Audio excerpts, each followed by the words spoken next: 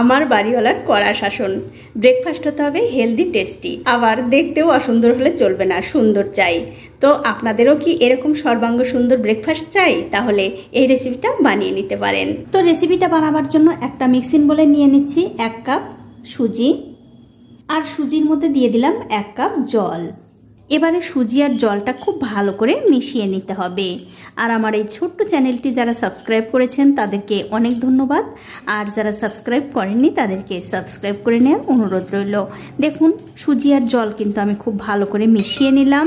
এবারে একটা ঢাকা দিয়ে 5 মিনিটের জন্য রেখে দেব।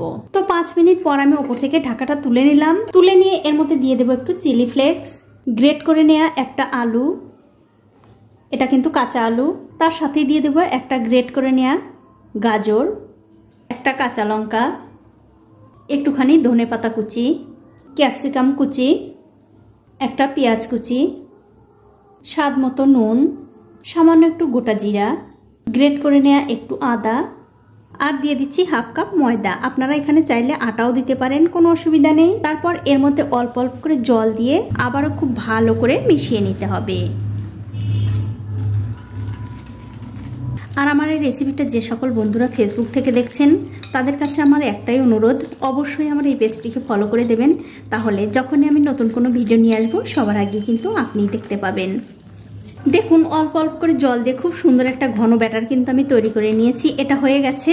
এখন দেখতে পাচ্ছেন একটা তাওয়া গরম করতে দিয়েছি। তাওয়াটা যখন ভালো করে গরম হয়ে যাবে তখন এর মধ্যে দিতে হবে একটুখানি তেল। তেল কিন্তু বন্ধুরা খুব একটা বেশি দেওয়ার দরকার নেই, অল্প একটু তেল দিয়ে এই তাওয়ার মধ্যে খুব ভালো করে ছড়িয়ে দিতে হবে। কিছুক্ষণ পর যখন দেখবেন এই তেলটা খুব ভালো করে গরম হয়ে গেছে, তখন এই যে ব্যাটারটা আমি করে রেখেছি এখান থেকে অল্প অল্প করে নিয়ে তার মাঝখানে দিয়ে দিতে হবে। তবে বন্ধুরা অবশ্যই কিন্তু খুব সুন্দর করে দিয়ে দিতে হবে, দেখতে যেন কানাখোড়া না হয়। আমি কিন্তু আগেই বলে দিয়েছি যে বাড়িওয়ালা কানাখোড়া রেসিপি পছন্দ করে না। ঠিক এরকম করে খুব সুন্দর করে গোল করে দিতে হবে, এতে করে দেখতেও ভালো লাগবে আবার খেতেও ভালো লাগবে। আর খুব একটা মোটা করে দেওয়ার দরকার নেই, একটুখানি পাতলা করে দিলেও হবে।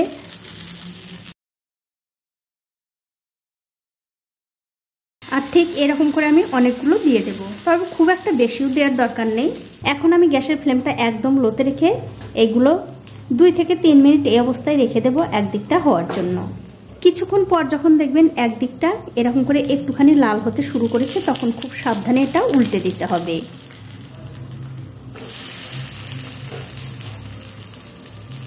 আর এরকম করে উল্টে পাল্টে খুব ভালো করে 2 দিকটা একটু মুচমুচে করে ভেজে নিতে হবে। আর গ্যাসের ফ্লেমটা কিন্তু বন্ধুরা অবশ্যই লোতে থাকবে।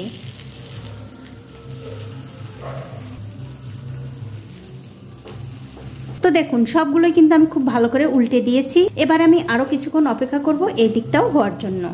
দেখুন প্রায় 3-4 মিনিট সময় ধরে এগুলো কিন্তু আমি খুব ভালো করে উল্টে পাল্টে ভেজে নিয়েছি। তবে বন্ধুরা এই রেসিপিটা করার সময় ব্যাটারটা যখন আপনারা তাওয়ার মধ্যে দেবেন তখন কিন্তু অবশ্যই গ্যাসের ফ্লেমটা লোতে থাকবে। তারপর 2-1 বার উল্টে দেবার পর গ্যাসের ফ্লেমটা মিডিয়ামে রেখে এগুলো খুব ভালো করে ভেজে নিতে হবে। তাহলেই কিন্তু উপরটা খুব ভালোভাবে মুচমুচে হবে আর ভেতরটাও খুব ভালোভাবে সেদ্ধ হবে।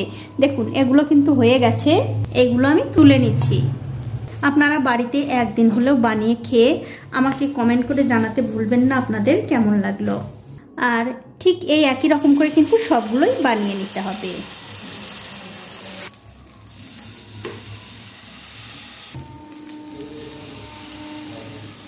তো এই দেখুন আমি কিন্তু আবারও অনেকগুলো দিয়ে দিলাম, আর ঠিক এই একই রকম করে সবগুলোই ভেজে নেব। তো এই দেখুন বন্ধুরা এক এক করে কিন্তু আমি সবগুলোই বানিয়ে নিয়েছি, আর দেখতেই পাচ্ছেন দেখতে কত সুন্দর হয়েছে। আপনারা কিন্তু একদিন হলেও এইভাবে ব্রেকফাস্টে এই রেসিপিটা বানিয়ে খেয়ে দেখতে পারেন, খেতে কিন্তু ভীষণ ভালো হয়। এখন আপনাদের একটা ছিঁড়েও দেখাচ্ছি কতটা সুন্দর হয়েছে। দেখুন এই রেসিপিটা কিন্তু আপনারা এরকম টমেটো সসের সঙ্গে কিংবা গুড়ের সঙ্গেও খেতে পারেন, খেতে কিন্তু দুর্দান্ত হয়। তো বন্ধুরা আজ এই পর্যন্তই, দেখা হবে অন্য কোনো নতুন ভিডিও নিয়ে।